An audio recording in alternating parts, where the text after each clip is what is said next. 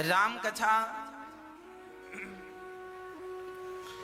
रामायण लिखी है श्री वाल्मीकि जी ने और रामचरितमानस लिखी है गोस्वामी श्री तुलसीदास जी ने। दोनों में अंतर क्या है ना? यदि हम दोनों में अंतर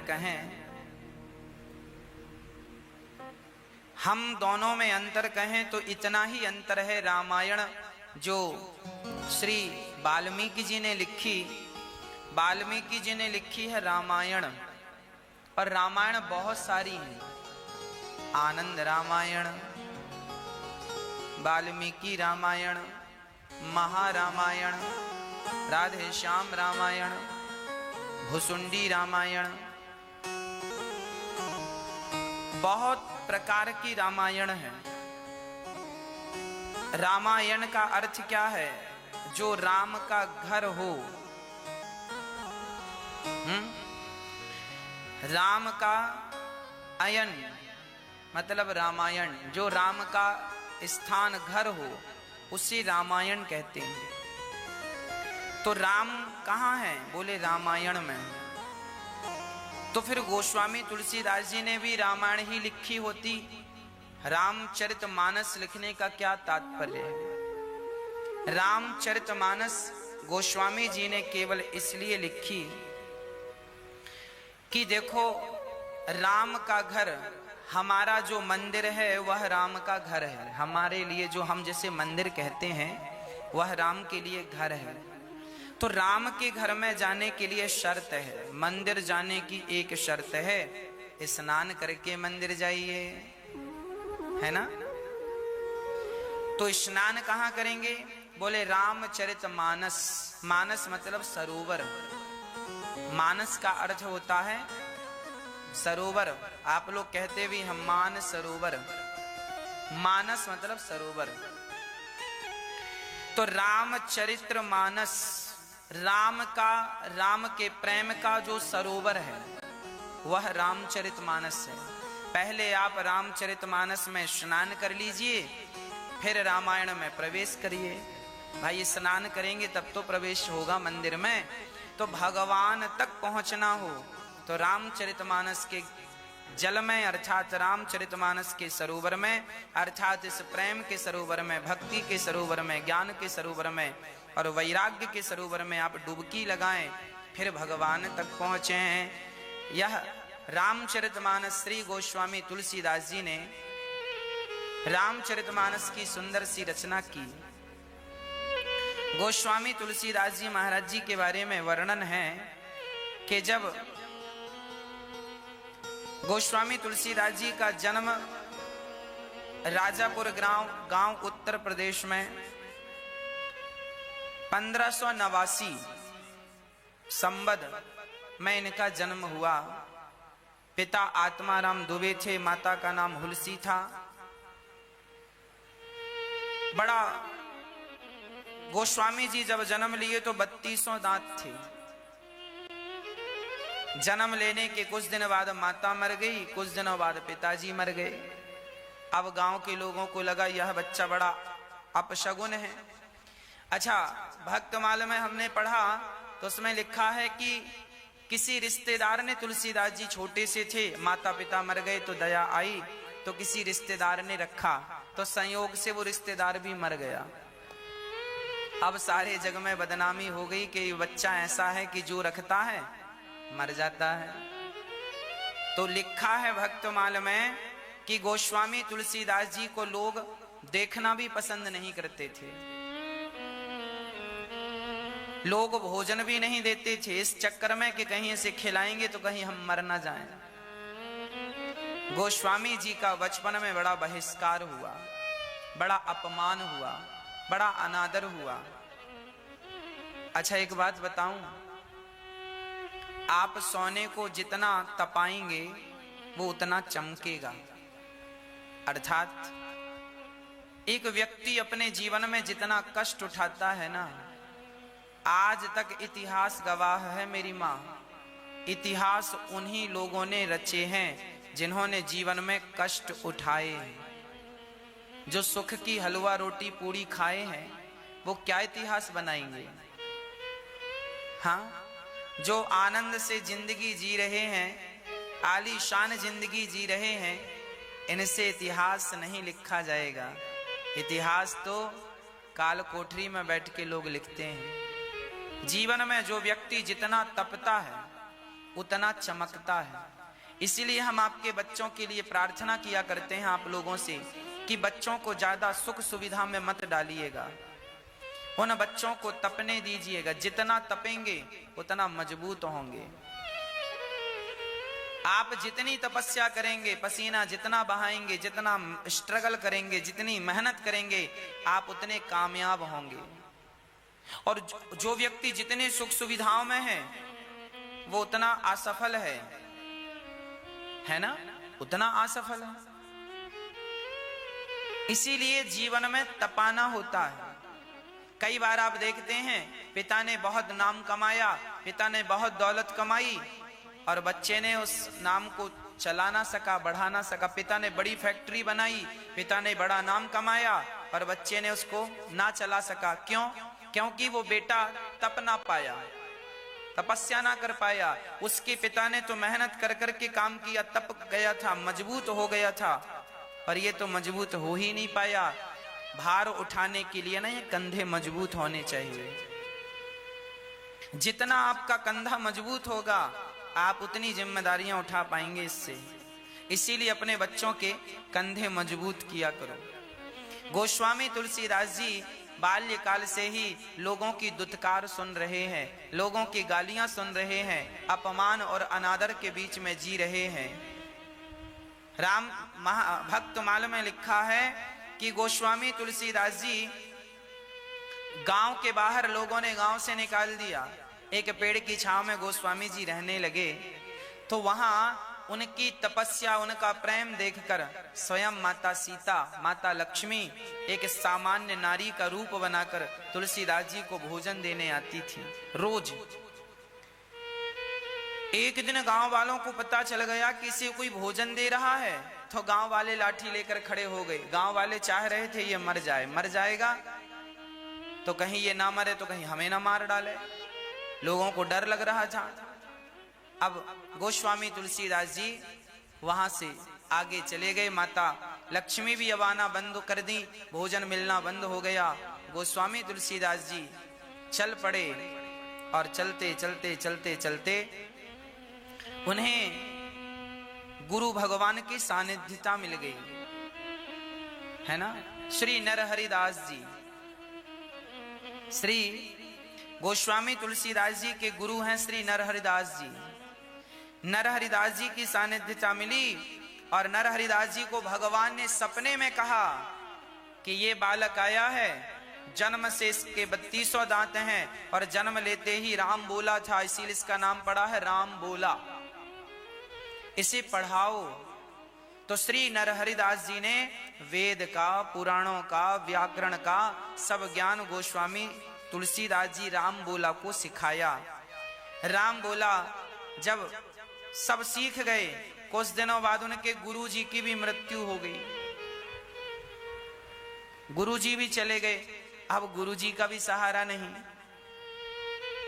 गुरु के बिना ज्ञान नहीं होता। इसीलिए जीवन में गुरुजनों का बड़ा महत्व है। इसीलिए गोस्वामी जी जब ग्रंथ की शुरुआत करते हैं ना तो सबसे पहली वंदना गुरुजनों के चरणों में करते हैं। हमने आज पढ़ा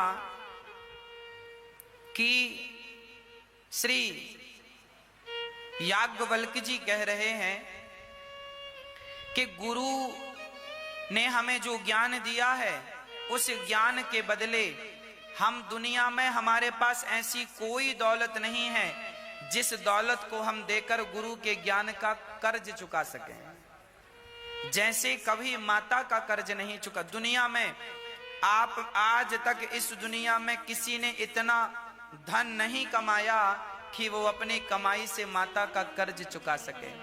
आप कितनी भी दौलत कमा लो, सारी दुनिया के राजा बन जाओ, फिर भी आपकी दौलत गुरु का कर्ज चुकाने के लिए कम है, माता का कर्ज चुकाने के लिए कम है और पिता का कर्ज चुकाने के लिए कम है। इसलिए कभी अपने गुरुजनों का, माता का, पिता का अपमान अनादर ना कीजिएगा। गोस्वामी तुलसीदास जी महाराज फिर काशी आए, वहां विद्वानों के बीच में रहे और कुछ दिनों बाद उनका मन हुआ कि चलो हम गांव चलें। तो तुलसीदास जी पढ़ लिख कर विद्वान होकर अपने गांव चले गए। तो जब गांव गए उस समय तुलसीदास जी की बड़ी ख्याति हो गई थी, बड़े विद्वान हो गए थे गोस्वामी तुलसीदास जी। तो एक दिन वहां पर अपने गांव राजापुर में जब गए ना, तो गांव वाले बड़ा सम्मान करने लगे। रे भैया, हमारे गांव का बच्चा बड़ा विद्वान हो गया, तो सम्मान करो। जो लोग खाना नहीं देते थे, अब तो उन्होंने एक तुलसीदास जी के लिए घर बनवा दिया, खाने पीने की व्यवस्था कर दी। अब दूर दूर से लोग आने लगे जानकारी लेने, नाम बढ़ गया, ख्याति बढ़ गई, गांव भी जगमग जगमग जलने लगा, अर्थात आनंद हो गया। तभी गांव वालों ने कहा, सुनो, तुम्हारे पिताजी नहीं है, माताजी नहीं है, अब तुम्हारा वंश आगे कैसे बढ़ेगा। देखो उस जमाने में भी लोग वंश की बातें करते थे। जैसे लोग आज हैं ना, वैसे ही लोग तब भी थे। आप ये मत सोचिएगा कि कुछ बदल गया, कुछ नहीं बदला, ज्यों का त्यों है सब। तब की सोच भी वैसी थी, आज की सोच भी वैसी ही है ना। गोस्वामी तुलसीदास जी से लोगों ने कहा कि आप विवाह कर लो तो आपके बच्चा हो जाए और आपका वंश आगे चल जाए। गोस्वामी जी को भी लगा कि ठीक कह रहे हैं, कर लेना चाहिए। तो पास में एक विद्वान पंडित जी थे, उनकी बेटी का नाम था रत्नावली। रत्नावली से उन्होंने विवाह कर लिया। अच्छा, विवाह किया तो माता का प्यार मिला नहीं, पिता का प्यार मिला नहीं, तो पत्नी आई। तो पत्नी थोड़ा प्यार करती है, अब प्यार करती है तो तुलसीदास जी को अच्छा लगता है, ये प्यार करती। प्यार मिला ना पहली बार, कभी बच्चे को प्यार मिला नहीं था, आज प्यार मिला। तो गोस्वामी जी उसके प्यार से बड़ा प्रभावित रहे। और बस एक दिन घर से कहीं गए थे तुलसीदास जी, विद्युत गोष्ठी में गए होंगे कहीं, तभी उनका भैया आ गया और रत्नावली से बोला कि मायके में कोई इमरजेंसी काम है, आप चलो। तो रत्नावली ने कहा, पति तो है नहीं, कैसे चलें। तो पड़ोसियों को बता दिया कि बहुत इमरजेंसी है। तो अब उस जमाने में टेलीफोन तो था नहीं कि मोबाइल लगा दें, तो रत्नावली चल पड़ी। जब गोस्वामी तुलसीदास जी आए, कहा कि मेरी पत्नी कहाँ है, तो पड़ोसियों ने कहा उसका भाई आया था आपकी पत्नी का, और कोई बहुत काम आ गया है, कोई गड़बड़ हो गई है, तो मायके चली गई। अब तो तुलसीदास जी बड़े परेशान हो गए। परेशान ऐसे हो गए कि अब क्या करूं मैं, अब कैसे जाऊं।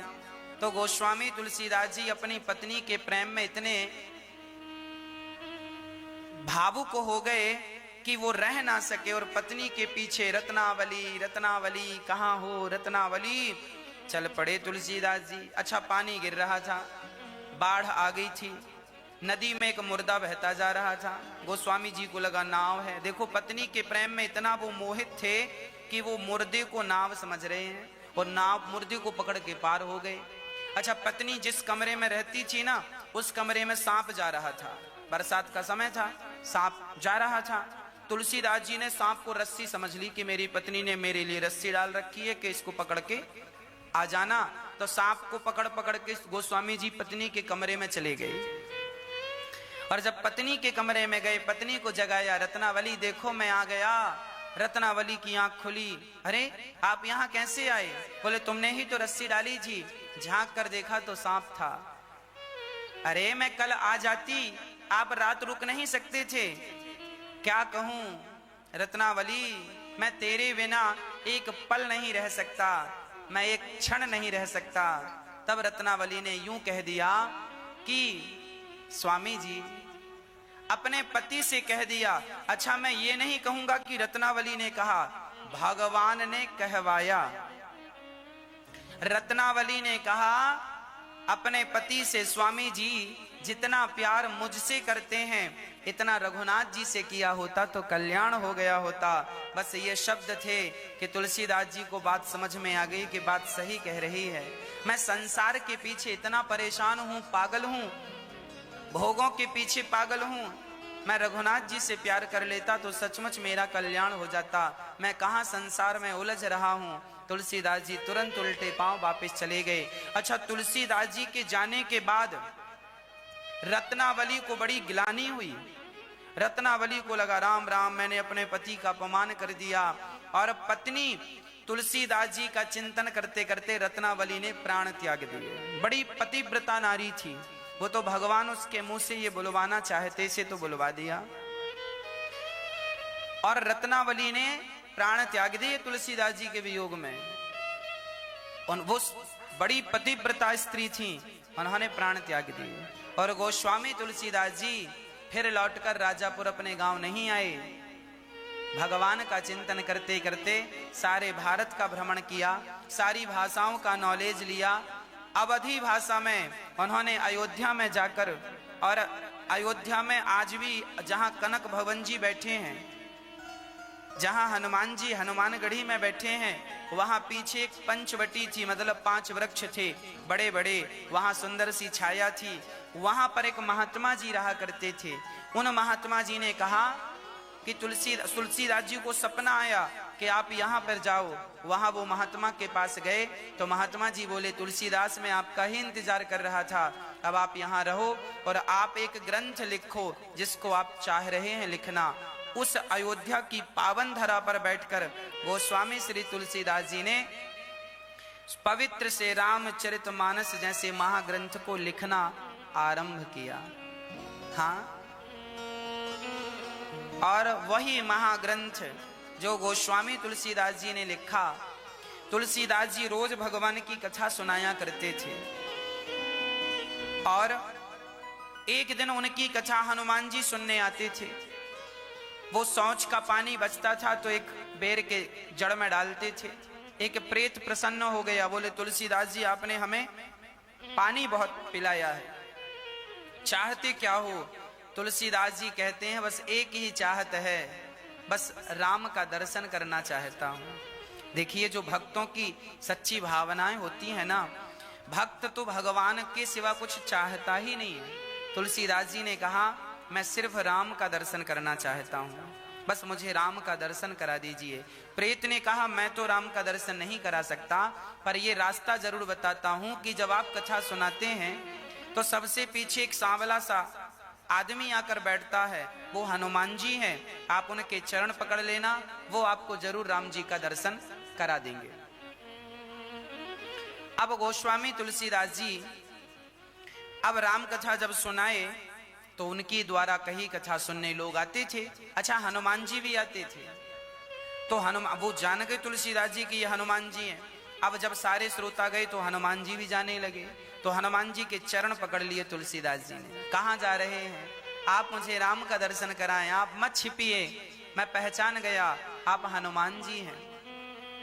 उन्होंने कहा भैया मैं तो सामान्य व्यक्ति हूँ, कथा आप बड़ी अच्छी सुनाते हैं सो मैं आता हूँ। ना ना, आप तो हनुमान जी हैं। तुलसीदास जी ने चरण पकड़ लिए, छोड़ा नहीं। तब हनुमान जी को मजबूरी में प्रकट होकर दर्शन देना पड़ा।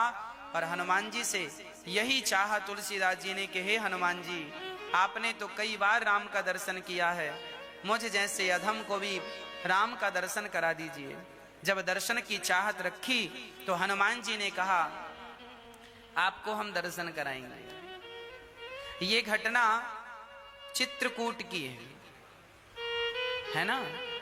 तो वहां पर चित्रकूट के घाट में चंदन घिस रहे थे और रोज तुलसीदास जी चंदन का दान करते थे सबको। देखो चंदन दान, चंदन लगाते थे सबको। आज जब चंदन लगाने लगे तो स्वयं राम जी इनसे चंदन लगवाने, इतना प्रेम से चंदन लगाते, इतना प्रेम से भजन करते कि स्वयं राम लक्ष्मण आते। और जब राम लक्ष्मण आ गए तो तुलसीदास जी अपनी मस्ती में चंदन लगा रहे थे, उन्होंने तो पहचाना नहीं। तब हनुमान जी ने दोहा गाया कि चित्रकूट के घाट में भई संतन की भीड़, तुलसीदास चंदन घिसे तिलक ले रघुवीर। तुलसीदास जी को जब हनुमान जी ने ये बात कही, उन्हें स्मरण आ गया कि मैं तो राम के दर्शन के लिए खड़ा हूं। और राम लक्ष्मण जब चंदन लगवाए, तुलसीदास जी जाग गए भाव से और उन्होंने देखा भगवान को, चरणों में गिर पड़े। हे नाथ, मैं कृतार्थ हो गया। राम जी के चरणों को प्रत्यक्ष दर्शन भगवान राम का गोस्वामी श्री तुलसीदास जी ने किया। ऐसे महान गोस्वामी श्री तुलसीदास जी महाराज, जिन्होंने हम सभी को रामचरितमानस जैसा महाग्रंथ तैयार करके दिया, जिन्होंने अनेक बार भगवान श्री राम का दर्शन किया। जब रामायण रामचरितमानस पूरी तैयार हो गई तो लोगों ने बड़ा विरोध किया कि भाई इसको आपने हिंदी में क्यों लिखी। उस जमाने में सारे ग्रंथ संस्कृत में लिखे जाते थे। तो तुलसीदास जी का बड़ा विरोध किया विद्वानों ने कि आपने रामचरितमानस लिखी है और आपने हिंदी में लिखी है, हम स्वीकार नहीं करेंगे। तब काशी विश्वनाथ के मंदिर में भगवान शंकर के पास और विद्वानों ने भी संस्कृत में अपने ग्रंथ लिख डाले इसके कंपटीशन में, और सारे ग्रंथों को ले जाकर वहां पर काशी विश्वनाथ जी के पास रख दिया गया। और वहां शंकर जी से कहा गया कि जो ग्रंथ सबसे ऊपर मिलेगा सुबह, उसी को मान्यता दी जाएगी। दरवाजा लगा दिया गया, पहरेदारी लगा दी गई, ताला बंद कर दिया गया। शंकर जी के आसपास सारे ग्रंथ जमा दिए गए और जब सुबह हुई, सबने दरवाजा खोला और देखा तो सबसे ऊपर रामचरितमानस लिखी थी और शंकर जी के सिग्नेचर थे। शंकर जी ने लिख दिया, सत्यम शिवम सुंदरम, सत्यम शिवम सुंदरम।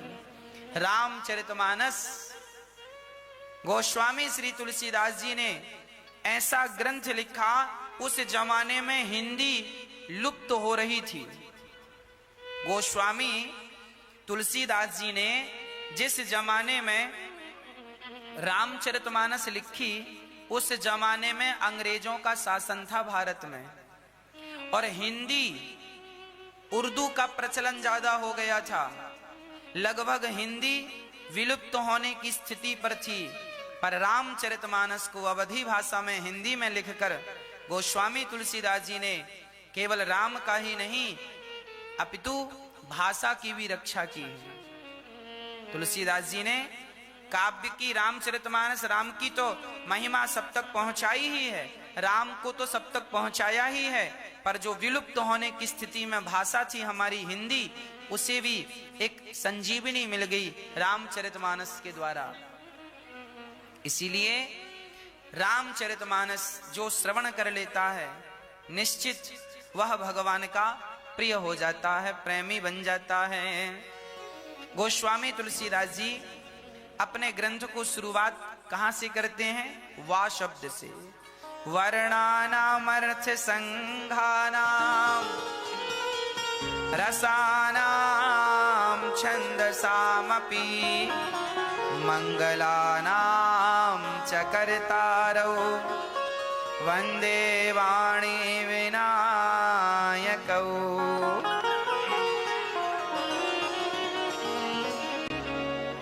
अक्षरों को, अर्थ समूह, रसों को, छंदों को, और अच्छा गोस्वामी तुलसीदास जी ने अक्षरों को भी प्रणाम किया, शब्दों को भी प्रणाम किया। और रामचरितमानस में ये सब कुछ है। गणेश जी की वंदना कर रहे हैं सर्वप्रथम, वंदे वाणी विनायको।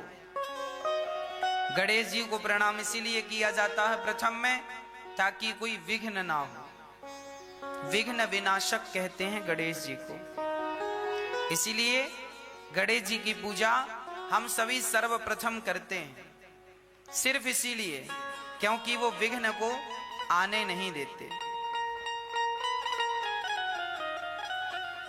अक्षरों की, अर्थ समूहों की, रसों की, छंदों की, सबकी वंदना, गणेश जी की वंदना गोस्वामी जी करते हैं। फिर भवानी शंकरौ वंदे माता पार्वती और भगवान शंकर की वंदना करते हैं। क्यों वंदना करते हैं? क्योंकि यह श्रद्धा विश्वास रूपिणौ। मां पार्वती श्रद्धा है और भगवान शंकर विश्वास है। शंकर जी कौन है? विश्वास, श्रद्धा विश्वास रूपिणौ। श्रद्धा विश्वास की प्रतिमूर्ति भगवान शंकर है, मां पार्वती है। इसीलिए ऐसी भवानी शंकरौ, ऐसे श्रद्धा और विश्वास के स्वरूप श्री पार्वती जी और श्री शंकर जी की वंदना कर रहे हैं। विश्वास सीखना है, विश्वास प्राप्त करना है तो भगवान शंकर की शरण में जाएं। फिर वंदे बोधमयं नित्यं गुरुं शंकर रूपिणम्। भगवान शंकर स्वरूप गुरु को गोस्वामी तुलसीदास जी गुरु की वंदना करते हैं। गुरु जी के चरणों में पावन नमन कोटि कोटि वंदन। सीताराम गुणग्राम पुण्यारण्य विहारिणौ वंदे विशुद्ध विज्ञानौ कवीश्वर कपीश्वरौ। हाँ प्रिय भक्तों, भगवान श्री राम के गुण समूह रूपी वन को, वन में विहार करने वाले श्री सीताराम को गोस्वामी जी ने प्रणाम किया। और कवीश्वर और कपीश्वर, कवीश्वर मतलब वाल्मीकि जी और कपीश्वर मतलब श्री हनुमान जी। कवीश्वर मतलब कवियों में श्रेष्ठ कवि वाल्मीकि जी और हनुमान जी। अच्छा, जब रामायण का ग्रंथ तैयार वाल्मीकि जी ने किया, उसी समय हनुमान जी ने भी एक रामायण लिखी थी, पत्थरों में लिखी थी। तो हनुमान जी से वाल्मीकि जी ने कहा कि आप जरा हमारी रामायण पढ़कर देखें। हनुमान जी ने पढ़ा, अच्छी लगी। हनुमान जी ने कहा जरा हमारी भी पढ़ो। तो वाल्मीकि जी ने हनुमान जी की रामायण पढ़ी तो वाल्मीकि जी पढ़ के रोने लगे। बोले आपने इतना बढ़िया लिखा है, हमारे ग्रंथ को तो कोई पूछेगा नहीं। हम आपसे एक वरदान मांगते हैं। बोले क्या? बोले आप अपने ग्रंथ को समुद्र में फेंक दीजिए, डाल दीजिए, विसर्जन कर दीजिए। हनुमान जी ने कहा ठीक है। हनुमान जी ने अपने ग्रंथ को, इतना बढ़िया लिखा था हनुमान जी ने, क्योंकि वो तो साथ में थे राम जी के। तो फिर वाल्मीकि जी के द्वारा लिखा हुआ ग्रंथ सब तक पहुंचा और हनुमान जी की वही इच्छा रह गई। तो हनुमान जी ने अपने ग्रंथ को तुलसीदास जी के द्वारा लिखवाया। हनुमान जी ने जो अपना ग्रंथ फेंक दिया, समुद्र में विसर्जित कर दिया, हनुमान जी के द्वारा ही फिर यह रामचरितमानस हनुमान जी अपने भाव देते गए और तुलसीदास जी वो भाव प्रकट करते गए। तो ये वही रामचरितमानस है जो हनुमान जी ने लिखी थी। रचि महेश निज मानस राखा, ये वही है जिसे भगवान शंकर ने रच लिया था और मन में रखा था, समय आने पर उसे प्रकाशित कर दिया। ऐसी माता सीता को, भगवान राम को, जो सबकी शक्ति है, उद्भव स्थित संहार कारिणी क्लेशहारिणी सर्वश्रेयस्करीं सीतां नतो हम राम वल्लभाम। ऐसी माता शक्ति जो सब ब्रह्मा काम करते हैं तो सीता माँ की शक्ति से, माँ सीता शक्ति स्वरूपा है। हम सब जो भी काम करते हैं शक्ति के बिना नहीं होता। गोस्वामी जी सबकी वंदना करते हैं। नाना पुराण निगमागम सम्मतम यत्, सारे पुराणों का सार गोस्वामी तुलसीदास जी ने यहाँ पर लिखा है। और किस लिए लिखा है? स्वांतः सुखाय, अपने आनंद के लिए लिखा है। किसी के प्रति कोई ये नहीं कि हम तुमसे अच्छा लिखें, ये करना, कोई राग द्वेष ईर्ष्या कपट कुछ नहीं, केवल आनंद के लिए ग्रंथ लिखा। गणेश जी को प्रणाम करते हुए तुरंत भगवान की कृपा को गोस्वामी जी ने लिख दिया। मूक होहि बाचाल पंगु चढ़ई गिरिवर गहना, जासु कृपा सुदयाल द्रवहु सकल कलिमल दहना। गोस्वामी जी लिख रहे हैं, यही बात गीता में लिखी है। मूकम करोति वाचालम, इसकी हिंदी व्याख्या गोस्वामी जी ने की। मूकम करोति वाचालम पंगुम लंघयते गिरिम, यत्कृपा तमहं वंदे परमानंदम माधवम। कितना अद्भुत लिखा है। गोस्वामी जी जानते हो क्या कह रहे हैं? गोस्वामी जी कह रहे हैं, मुंह कहो ही बाचाल, जिस पर राम जी की कृपा हो, जिस पर भगवान की कृपा हो ना मैया, तो गूंगा भी बोलने लगता है। मूकम करोति वाचालम, मुंह कहो ही बाचाल, गूंगा भी बोलता है। किसकी कृपा से?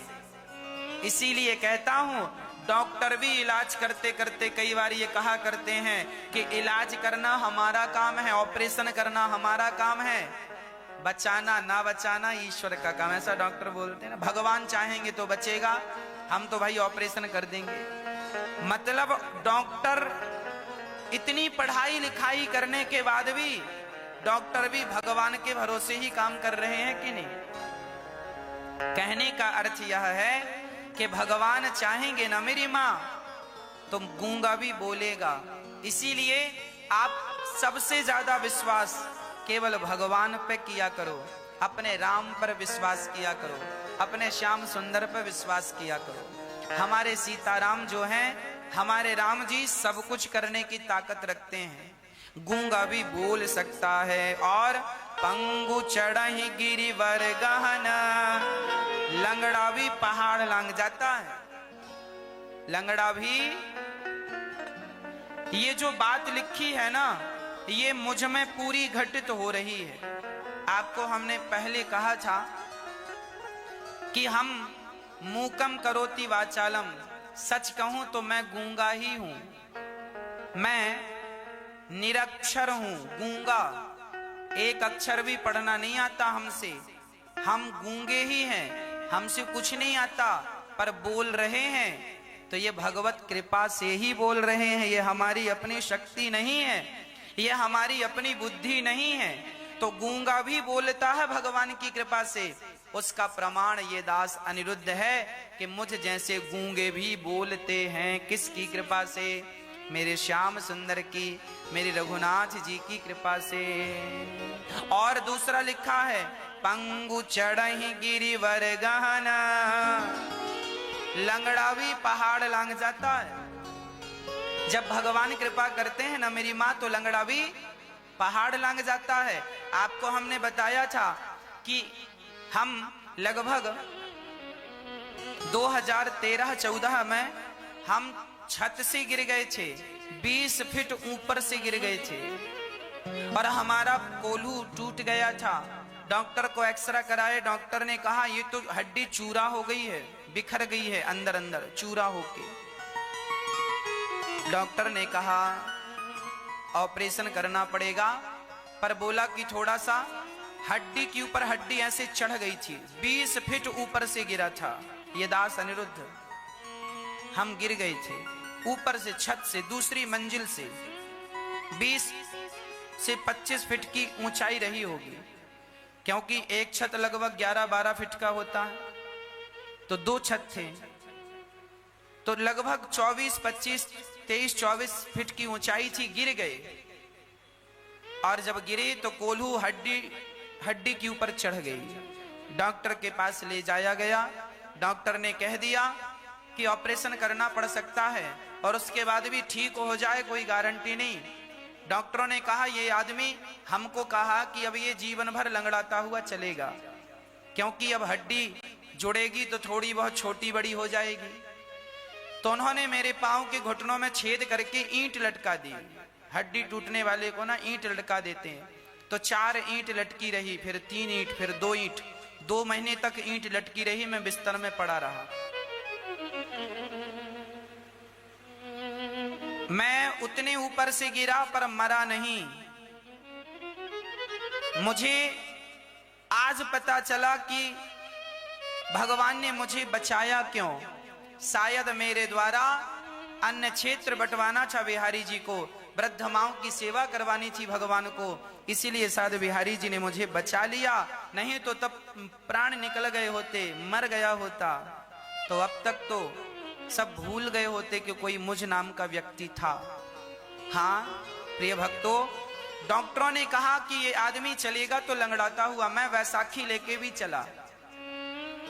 और आपको तो ताज्जुब की बात बताऊं, जब मैं हॉस्पिटल से घर आया 3-4 महीने बाद घर आया तो बैसाखी लेके मैं चल रहा था। 2 बैसाखी थी, दोनों बैसाखी के भरोसे मैं बहुत धीरे धीरे चल पा रहा था। तभी हमारे गांव के हमारे एक चाचा जी हम कहा करते हैं उनको चाचा चाचा, उन्होंने कहा हमसे चलो चित्रकूट चलें। यूं ही कह दिया हमसे चित्रकूट चलें। उस समय हम सुबह सुबह हमारे घर के पास मंदिर था, तो हम रोज मंदिर जाके बैठा करते थे। मंदिर लगभग 100 मीटर की दूरी पे था, 150 मीटर की दूरी, सामने ही था मंदिर, पर वहां तक चलने में उस समय टाइम लगा। मैं जाकर बैठा तो हमारे चाचा जी, गांव के चाचा जी थे, वो आकर बोले चलें चित्रकूट। हमने कहा चलो। उस समय हमने एक गमछा लपेट रखा था और एक पतला सा गमछा ओढ़ रखा था। केवल शरीर में 2 कपड़े थे, एक ओढ़ने का और एक लपेटने का। और बैसाखी लिए थे, क्योंकि बीमार आदमी ज्यादा कपड़ा पहनता नहीं है। चाचा ने कहा चित्रकूट चलें। उसी क्षण अभी दवाइयां गोली सब चालू था। चाचा जी ने कहा चलो चित्रकूट। हमने तुरंत सहर्ष स्वीकार किया और पैदल निकल पड़े। पैदल पास में स्टेशन थी, वहां गए और जाने के बाद संयोग से ट्रेन मिल गई। उसी हाल में राम जी बैसाखी लेकर खड़े हैं और खड़े खड़े हम वहां से चित्रकूट पहुंच गए। और चित्रकूट पहुंचकर चलना नहीं आता था, मुझे वो दृश्य याद आ रहा है। और हमने चित्रकूट पहुंच करके कामतानाथ भगवान की पूरी परिक्रमा वैसाखी लेकर के लगाई। शायद राम जी की दृष्टि पड़ गई कि ये बालक वैसाखी लेके परिक्रमा लगा रहा है।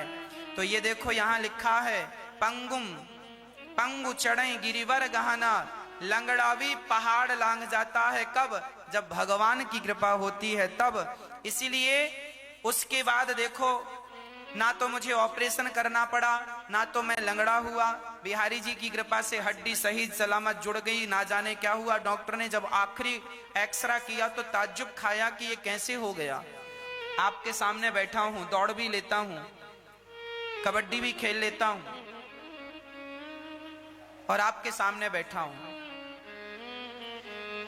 लंगड़ा भी पहाड़ लांघ जाता है, ये सबूत मुझे किसी को देने की जरूरत नहीं है। मैं खुद सबूत हूं, मैं खुद सबूत हूं। भगवान की कृपा होती है ना मेरी माँ, तो लंगड़ा भी पहाड़ लांघ जाता है।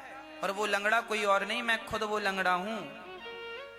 मेरे जीवन में ये सारी जो ग्रंथों में लिखी हैं बातें, वो जीवन में घटनाएं घट चुकी हैं। और उन घटनाओं को घटने के बाद भी ये दास भगवान के चरणों को कभी छोड़ा नहीं। तो आज बिहारी जी ने आपके मध्य बिठा रखा है, आपके चरणों की धूल मुझे मिल जाती है, यही मेरा सौभाग्य है।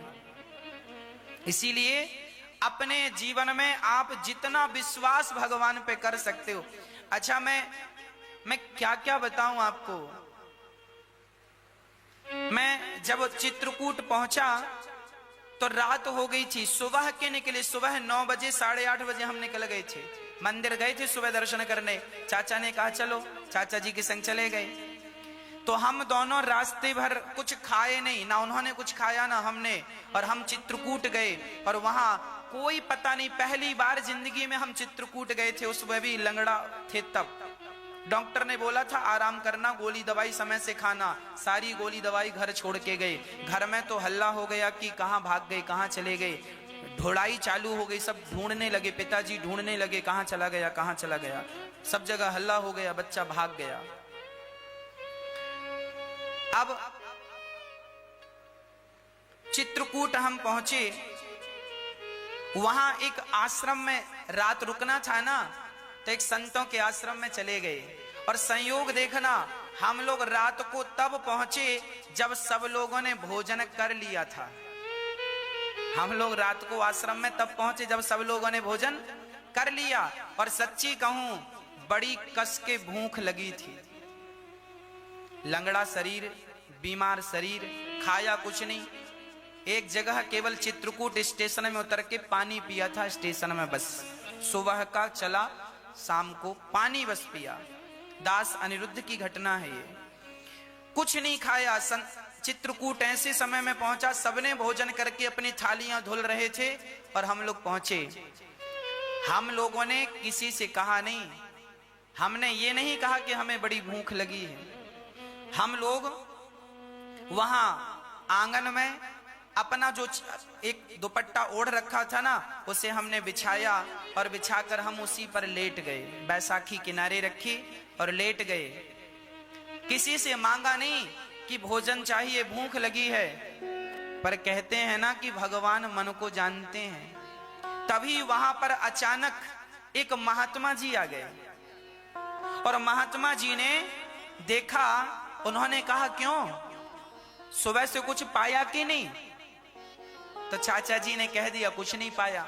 अच्छा ठहरो, अभी लाते हैं। तो वो साग और पूड़ी लेकर के आ गए। तो वहीं पत्तल में बैठे बैठे हम लोगों ने साग और पूड़ी खाई और खा के सो गए। सवेरे उठे, नहाया और नहा के सीधे कामतानाथ जी की परिक्रमा लगाई। और परिक्रमा लगाकर बैठे ही थे कि पिताजी ढूंढते ढूंढते आ गए और ले आके घर रख दिया।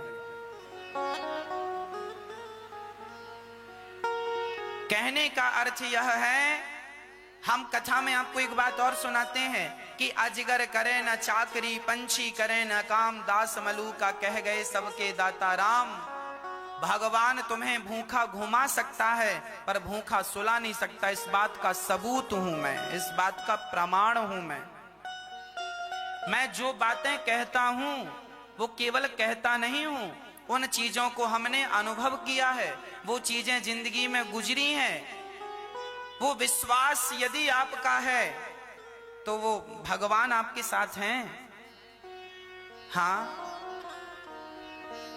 भगवान में इतना प्यार कीजिए, भगवान में इतना विश्वास कीजिए कि जरूरत से ज्यादा हम किसी पर विश्वास ना करें, किसी पर विश्वास ना करें भगवान के अतिरिक्त। मेरे संग मेरे कन्हैया हैं, बात खत्म। मेरे संग मेरे रघुनाथ जी हैं, बस। मुझे किसी बात की चिंता नहीं। हाँ, मेरे संग में सीताराम, फिकर फिर क्या करना।